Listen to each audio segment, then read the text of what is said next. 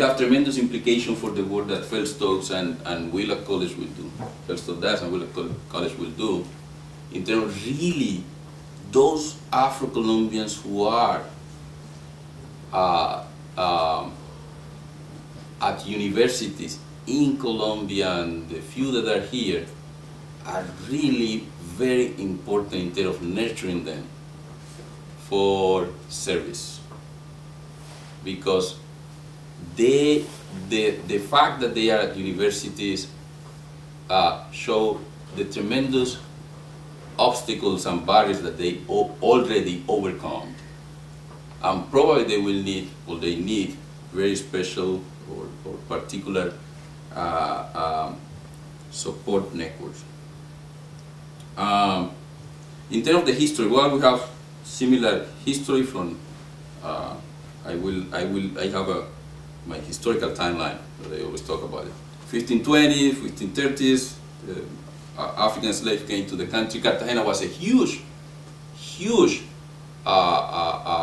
point of transit of African slaves. Huge. There are even some academics that say that out of all African slaves that came to the Western Hemisphere, only between 5 and 10% came to the U.S. Everybody else to the South, like Caribbean and South America, Central South America. In 1810, 1820, Colombia got independence and some measures to free slaves, those who were the delivery of those, I don't know how you call it in English, and Bolivar made a lot of promises in terms of ending slavery, but that didn't happen because of the political economy at that time. It's like the regional powers. So the regional powers of the Department of Cauca in the Pacific, they they have the gold mining and control a lot of slavery. The regional power of Rio Negro, that was the area of Antioquia, opposed very strongly the abolition of slavery. So Bolivar, in trying to keep his peace within the Mestizo nation, he didn't abolish slavery. So that, I'm not a historian, but there is a lot of documents about that. In 1851, the law 21 of May 2021 of that year established the abolition of slavery in Colombia, but entered into was effective in 1852. But after that, we went into a period of huge invisibility. It's like, well, for indigenous community, you have the reservation. For Afro-Colombians, well, we don't know. You have to get civilized and enter the society, and so invisibility for certain things. So in 1920s, 1930s was a very heated debate on race and nation building. So Laureano Gomez, a very prominent conservative politician, Catholic, very connected to the Catholic Church, said in a debate, we have also a very prominent Afro-Colombian politician, Diego Luis Córdoba, and they were debating at the Senate, and Laureano Gomez said that black people in Colombia were a plague, plaga in Spanish, plague, because in countries where they disappeared, where they didn't have this tremendous presence of black people, these countries were able to prosper. And he mentioned Chile and Argentina. Well, Diego Luis Córdoba responded, all these things. This guy became president of Colombia in 1950. Can you imagine that? And dictator. And then violence. So, but that explains his position. In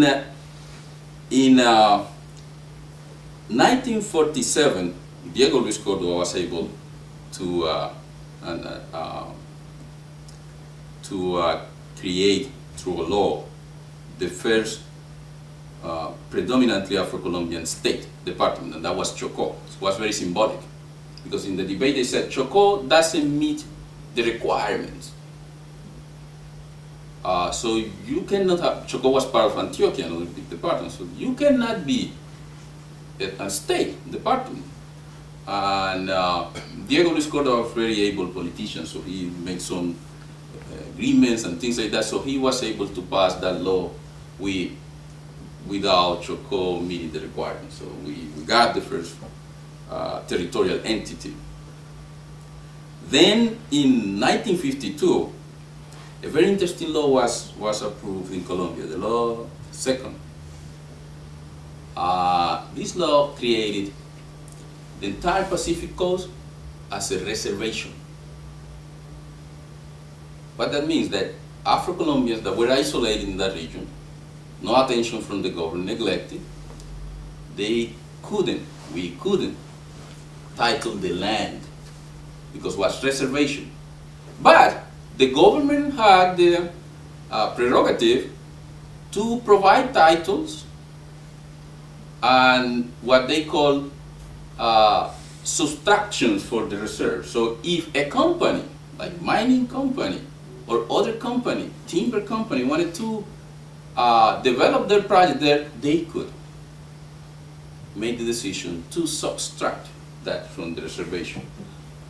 So the intention really was to take that land from Afro-Colombia. It's very clear. So from that moment, the struggle of Afro-Colombia was about securing the land, because we started, mining companies started coming to the Pacific Coast and taking the land from our communities. Not any legal security for us in terms of the land. So in 1991, the new constitution was approved, and Colombia was in a mood of openness and participation of civil society, environmental consciousness, racial consciousness. It was a good time in 1991, really. At that time, I just came from Russia in 1990, and I saw really the country like blossom in terms of ideas and people talking about this. So in 1991, Afro-Colombians secured the right to the land in the Pacific Coast. Was very, very important. For the first time in 1991, we were recognized as a particular racial and ethnic group with particular rights to development, to consultation, and to the titles to the land. Very important. So sometimes people say, well, Afro-Colombians are not very well organized, or what they're doing. I say, well, in 1991 we were recognized, we really demanded this, and we got that in 1991. So really our movement is very young. That's not an excuse for not doing the task that we need to do. But that's a fact. In 1993, the Law 70, that we call the Black Community Law, was approved. Everybody that intend to do work in Colombia with Afro-Colombian community should read that law, because that's like the Bible for Afro-Colombians. Everybody needs to know that law, and Afro-Colombians defend that law